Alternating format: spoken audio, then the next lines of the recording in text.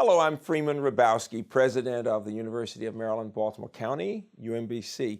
I'm here to talk about our Summer Enrichment Academy.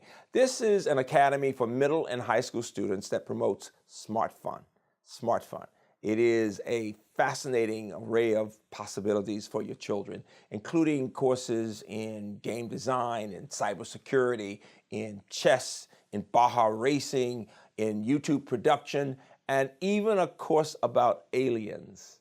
But most important, it's an opportunity for young people, children and young people, to have a meaningful college experience. That is, an experience when they're on a college campus, they're being taught by college faculty and being around students and experts and learning about a new topic. And so we encourage you to consider the program, knowing that you can either have the full day experience for the child or half day experiences.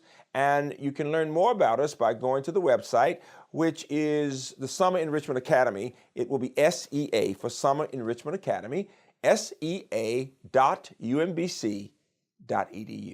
Thank you very much.